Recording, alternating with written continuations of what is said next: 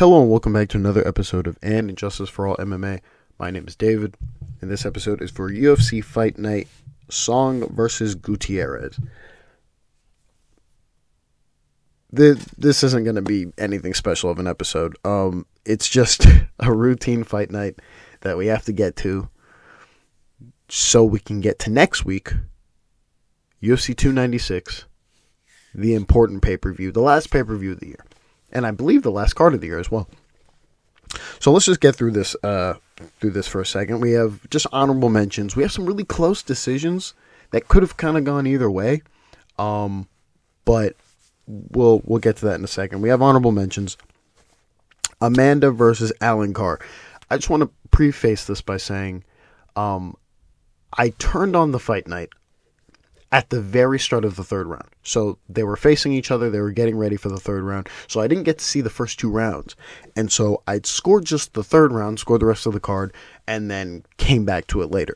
So at the end of the third round, Alencar wins the third round, barely, but she wins the third round. And it goes to a split decision. And in the moment, I can't really interpret who won because I didn't see anything that happened. But the commentary, who I thought were really good tonight, by the way. Big fan of John Gooden, and Laura Sanko and Paul Felder did really well in commentary. They did a thing when I rewatched it. In the moment, they complained about the decision. They felt as though Amanda had won, and in my head, I was like, I don't know if they're right or wrong, so let's just keep watching the fights.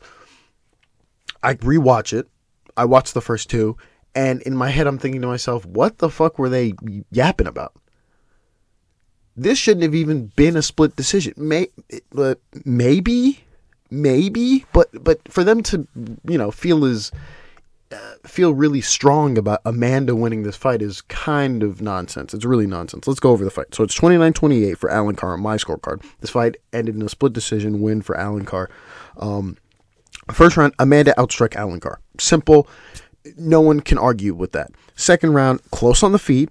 Alencar gets a takedown with ground and pound. No one can argue with that either. So we're down to the round that is for the fight, and that's the third round. Alencar barely outstrikes Amanda. I mean, first of all, she's more active. She definitely outstrikes her, barely, I might add. And both of them are missing shots. I mean, both of them they can't even land a single strike. Over and over and over again. Alencar is missing like crazy. A lot of her strikes didn't get to the target, didn't even touch Amanda. Same with Amanda. But by the time you tally everything up together, Alencar definitely outstrikes Amanda. And just even based off of just optics, which I don't like using that word in this sense, but her going forward, her pressing the action, even most of her shots missing and being blocked, she still wins this round. And so if you put this all together, it makes the most sense that she would win this fight. But, the way the commentary sounded made it sound like in those first two rounds, me not seeing it, obviously, is that she had done enough work. Definitely not the second round, but she had done enough work in at least this third round to win this fight. That I don't think made any sense at all. But that's what I had on my scorecard. We go to the judges' scorecards, and Adelaide Bird, her scorecard reflects mine. It's the correct card, 29-28, last two rounds for Alencar. Saul D'Amato gives the first round to Amanda, second round to Alencar, last round to Amanda. I don't agree with that. I don't agree with that card at all. And then Ron McCarthy, his scorecard reflects mine and Adelaide Bird. So there you have it for that. You go to the next honorable mention is Taira versus Hernandez. Hernandez wins in the second round by TKO. In that first round, though, Taira had to take him with ground and pound for about 2+ minutes. Pretty easy, 10-9 for him. You go to the judges' scorecards. Saul D'Amato had it 10-9 for Taira, same Chris Lieben. And then Ron McCarthy wants to just be different and give out a 10-8. I think it's an honorable mention for that. That's an unnecessary 10-8. It's not, yes, he won the round. He won the round definitively. It's so unnecessary to just lob a 10-8 there, but he did it anyway. So honorable mention there to Ron McCarthy. That's a stupid 10-8. We go to the next honorable mention. That's Santos versus Eggar. Okay. I was annoyed when I heard this decision. Very annoyed. But we'll go through it. I had this 29-28 for Santos. First 2 rounds for Santos. Last round for Eggar. I'm so confused as to how how someone could put a 30-27. But somebody did. Somebody put a 30-27. And it's ridiculous. First round, Santos outstruck Eggar on the feet. Both were active in the clinch towards the end, but again, they're both active in the clinch. Santos outstruck her on the feet. Round goes to Santos. Second round, Santos outstrikes Eggar and gets a takedown. It's her round. And then the third round, Eggar just outstrikes Santos everywhere on the feet, and both of them have a takedown. So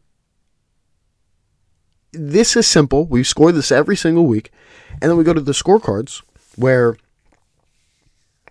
I don't know, chaos ensues on who to give the third round to. So Junichiro Kamijo has the correct scorecard, 29-28. The first 2 rounds to Santos. Jacob Montalvo has it 30-27. He gives the last round to Santos. Honorable mention, shitty scorecard. Then you go to Tony Weeks. Honorable mention again, terrible, another bad scorecard. Gives the first round to Santos, second round to Eggar. Okay, and then gives the last round to Santos. Honorable mention, it's 2 really goofy scorecards. It's so unnecessary. So unnecessary. Okay, then we go to the next. Honorable mention, and this one is interesting. This is Song versus Muniz. This is very interesting. I put it in the honorable mention category. You can't put it in the robbery category. You can't put it in the robbery category. It has to be in the honorable mention close fight category. And here we go. I had this 29-28 for Song. First and the last round I gave to Song. Close marker on the first round. You can argue the first round for either person, honestly. You go to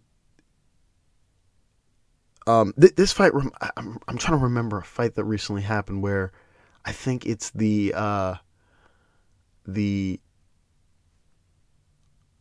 I believe it's the Klein fight. I think it was Klein versus someone else. If I can remember his name, I'm going to look it up real quick. It's the Orubai versus Medic. See, it reminds me of that. One of these rounds remind me of that because in that round, in that particular fight, Orubai had about 5 takedowns in the round. The problem with that one is that Medic didn't do enough. Medic didn't do enough work like Song did to where we can kind of debate whether or not he won the round or not. So back to this fight. Song versus Muniz, 29-28. First round for Song. I forgave the first round to Song. Third round to Song. This fight ended in a split decision. We're going to start with the first round. So in the very first round. Okay, in the very first round, if I can find the notes here real quick. In the very first round, Muniz had 5 takedowns with, I want to say, little to no ground and pound. He had 5 takedowns. He was chaining takedowns. He did little to no work with these takedowns, which is why this round is close, which is why this round is very eerily close. If he had done some work, some decent work, I don't think we'd be debating this, but he gets 5 takedowns. He controls most of the round. Problem is, at the very end of this round, I want to say a minute to 30 seconds, Song has a reversal and has some decent ground and pound.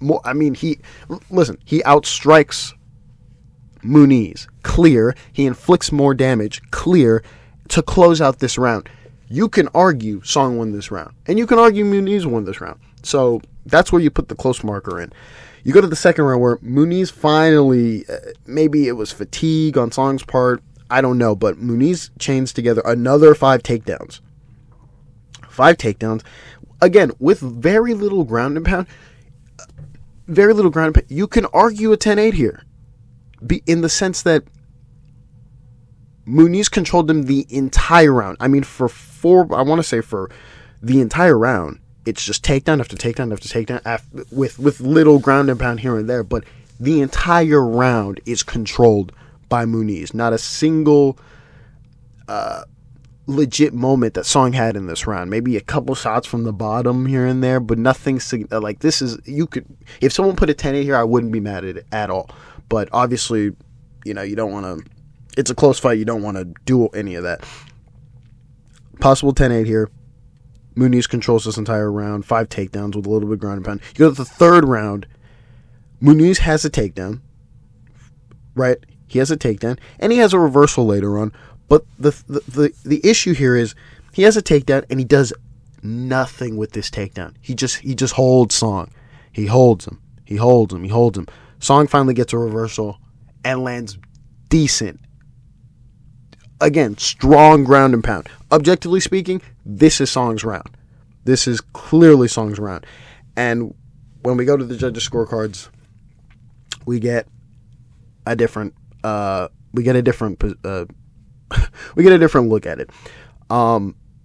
Chris Flores, he has it 29-28 for Muniz. He gives the first 2 rounds to Muniz. Can't be wrong. Can't be mad at that.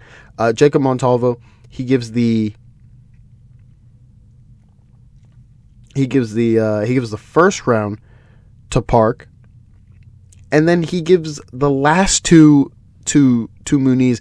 This one I think is an honorable mention. It's a really stupid scorecard. He gives the first round to Park. Okay, that's understandable. You can give either one. He gives the second round to Muniz. He gives the last round to Muniz. This makes no fucking sense. You have to explain it to me. In the first round, how are you going to give the first round to Park if he gets taken down 5 times, but you're going to give the last round to Muniz? He only took down Park 1 time and gets outstruck when he gets reversed. It's confusing. It makes no sense, but whatever. It's a really ridiculous scorecard. It's a nonsense scorecard. So honorable mention to that. And then Tony Weeks, he gives the first round to Park, a second round to Muniz, last round to Park. Based off these scorecards, I mean, Park is he's definitely robbed, but I don't know what I don't know what you want me to do. I keep saying Park and Song, but that's the same person.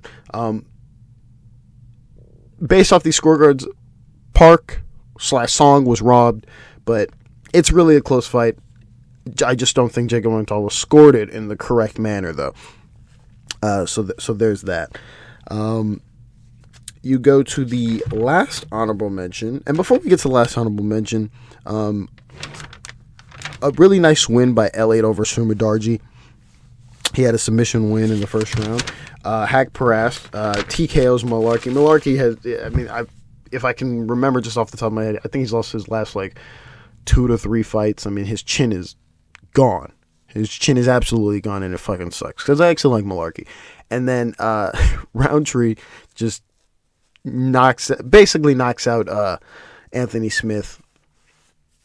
It's cool to see the run that Roundtree's on, but at the same time, it leaves a weird thing in my stomach because a part of that little run he's on is off of the win of Jacoby, which I think was a ridiculous robbery. On to the last honorable mention, Song versus Gutierrez. Song gets it done, really. 10-9. I have 50-44, 10-9 in the first, second, third, and fourth round, and then a 10-8 in that fifth round. In that very first round, Song outstrikes Gutierrez. In the second round, Song gets a takedown with some ground and pound for about 2+ minutes. You get in the third round, he barely outstrikes